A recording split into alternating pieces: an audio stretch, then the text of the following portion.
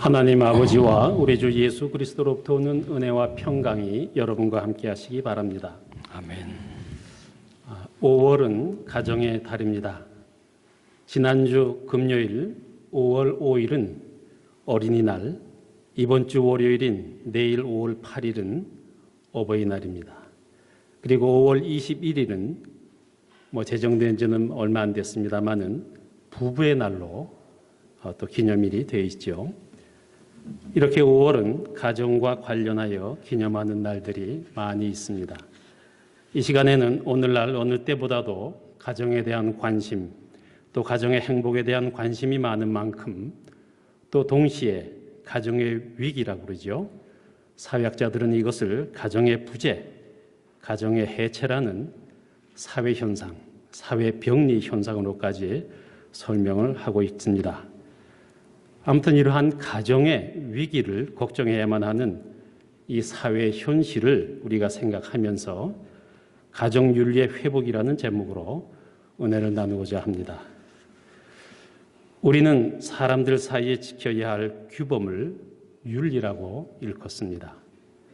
그런데 보통 윤리라고 하면은 그저 남남인 사람들 간에 지켜야 할 도덕이나 예의 정도로 생각하기 쉽지만은 사실 어느 누구보다도 가까운 사이인 우리 가족들 사이에도 마땅히 지켜야만 할 윤리가 있는 것입니다.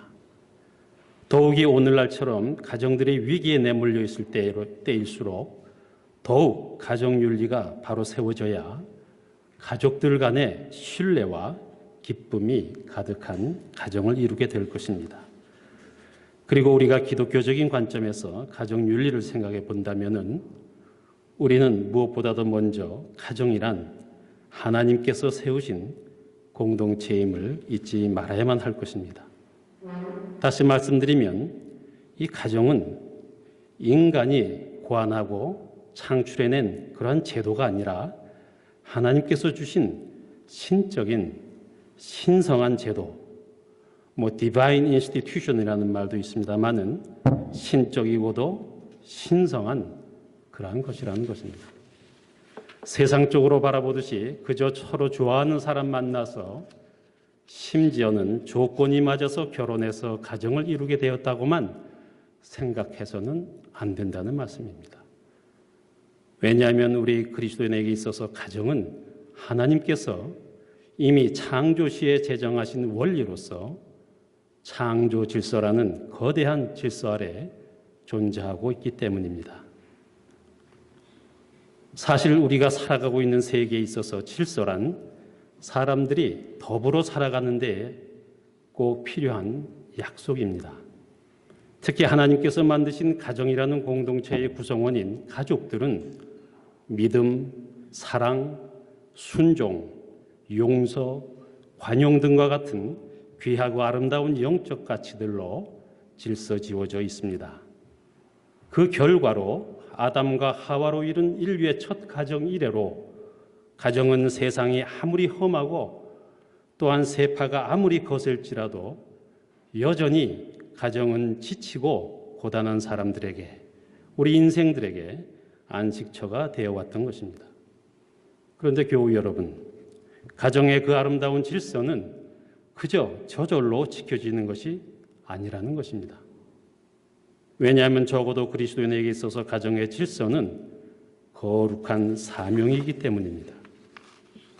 따라서 가족을 이루는 구성원 한 사람 한 사람이 믿음 안에서 각자에게 주어진 역할을 사명의 차원에서 성실히 감당할 때에 비로소 그 가정은 하나님께서 허락하시는 복된 가정을 이루어갈 수 있습니다. 이를 위해 부모는 이 가정의 윤리를 자녀들에게 가르쳐야만 하고 또 자녀들은 순종함으로 잘 배우고 실천해야 합니다. 그래서 잠언서 기자인 솔로몬 왕은 오늘 본문 말씀 가운데 잠언서 1장 8절 말씀을 통해서 내 아들아 내 아비의 훈계를 들으며 내 어미의 법을 떠나지 말라고 권면하고 있는 것입니다. 구약성경 출애굽기 20장 1절로 17절 말씀을 보면 십계명이 기록되어 있습니다. 하나님께서 이스라엘 백성들에게 모세를 통해 주신 10가지 계명입니다. 1계명부터 4계명까지는 하나님께 대한 계명이고 5계명부터는 사람과 사람 사이에 지켜야 하는 계명으로 구성되어 있습니다.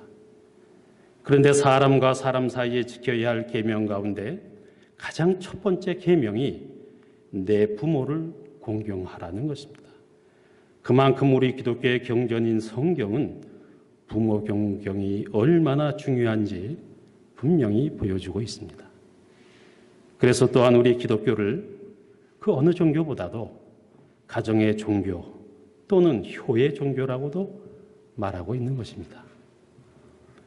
여러분, 우리가 믿음의 눈으로 사람들의 현존을 바라본다면 우리가 현재 생명을 영위하고 있는 것은 우연이 아니라 하나님의 창조 섭리 가운데 우리를 낳으시고 길러주신 부모님이 계시기 때문입니다.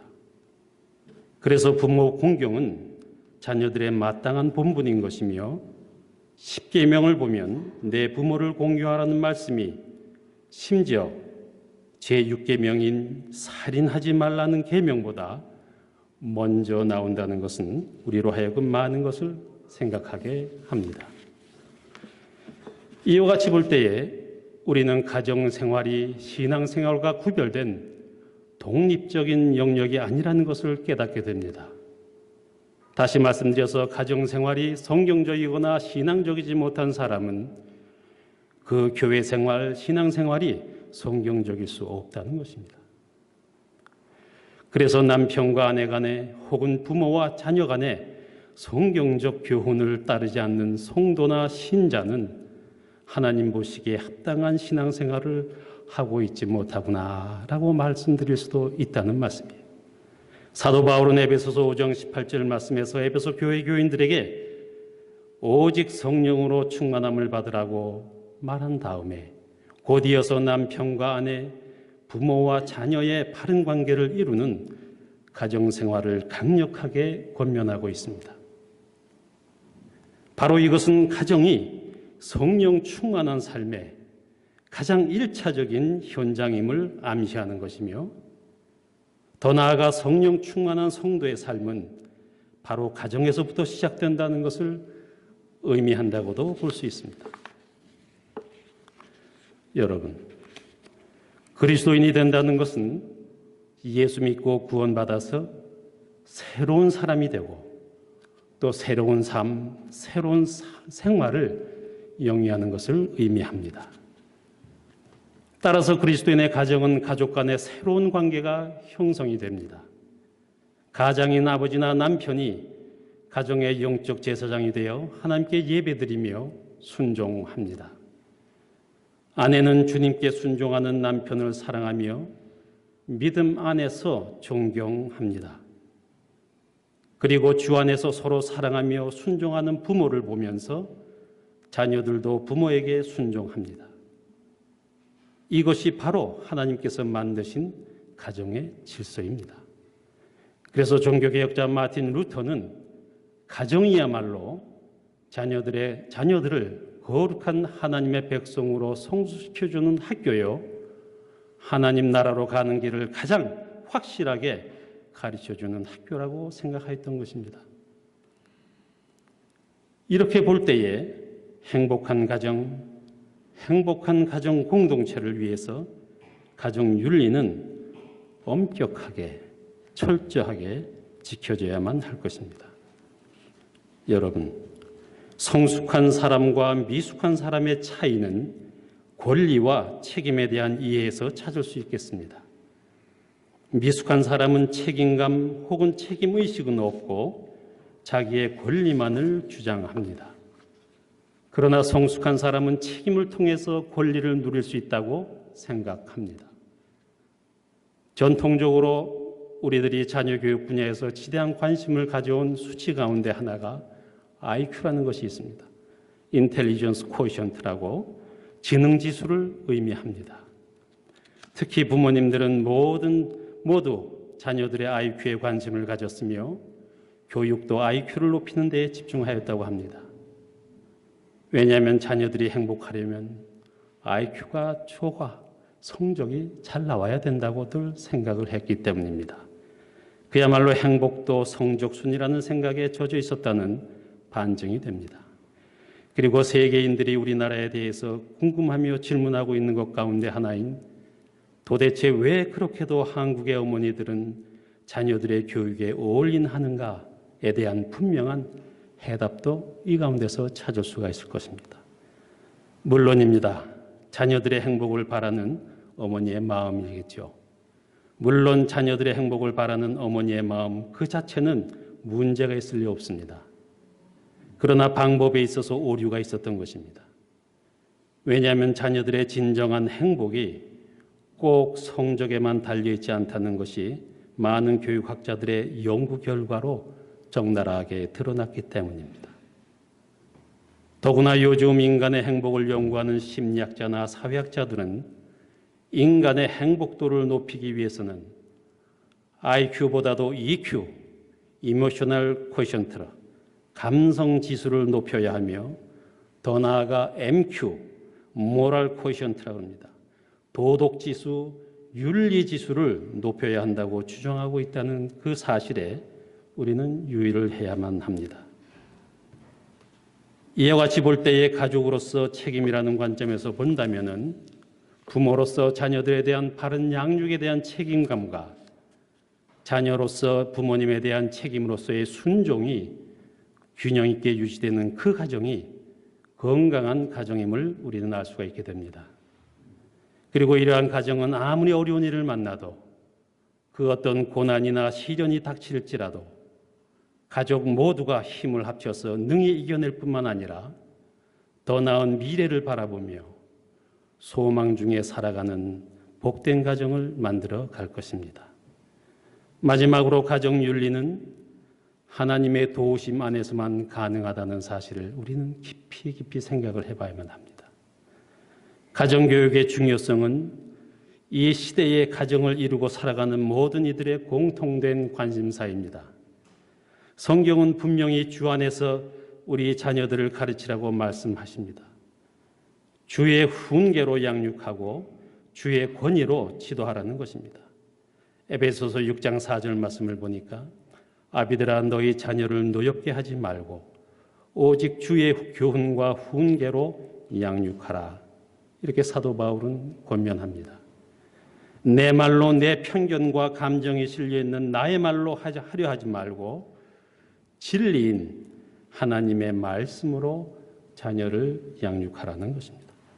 이런 면에서 서로 다른 교육 환경 속에서 자라난 두 인물은 우리 모두에게 많은 교훈을 주고 있죠.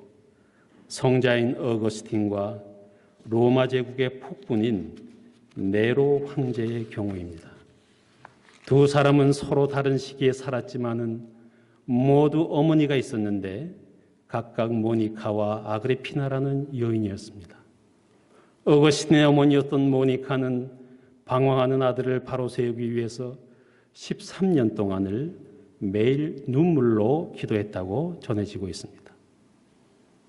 그리고 마침내 아들을 회개시켜 위대한 신학자, 교부, 성자로 만들었던 것입니다. 모니카의 아들 어거스틴은 초대 교부 중 한 사람으로서 초기 기독교 교회의 최대의 사상가였으며 기독교의 체계를 세운 사람입니다. 우리 종교개혁자 마틴 루터에게도 신학적으로 지대한 영향을 미쳤기 때문에 만약 우리가 루터의 영적 족보를 언급한다면 루터 바로 위에 어거스틴을 둘 수가 있습니다. 그 위에 사도 바울을 둘 수가 있겠죠. 그 위에 예수 그리스도를 얘기할 수 있을 것입니다. 이와 같이 어거스틴은 위대한 신학자요 사상가였습니다. 그러나 분명한 것은 만일 어거스틴에게 매일 눈물로 기도했던 어머니 모니카가 없었더라면 그는 결코 위대한 인물, 성자가 될 수는 없었을 것입니다. 여러분, 어거스틴의 어머니 모니카와는 매우 대조적인 여인이 있었습니다. 바로 네로 황제의 어머니였던 아그리피나라는 여인입니다. 아그리피나 역시 여느 어머니들처럼 아들을 무척 사랑했다고 하죠. 그런데 너무 사랑한 나머지 아들을 하루빨리 로마 황제로 세우기 위해 자신의 아들 네로에게는 의붓 아버지인 남편이죠. 부왕이었습니다. 암살하기에 이릅니다. 그리고 이토록 억지로 아들을 황제의 자리에 앉혔지만은 이로 인해 무슨 일이 일어났습니까? 역사는 이렇게 기록하고 있는데 네로 황제가 어머니 아그리피나를 살해하였다. 여러분, 자식을 사랑하는 마음은 어거스틴의 어머니 모니카나 네로 황제의 어머니 아그리피나나 똑같았을 것입니다.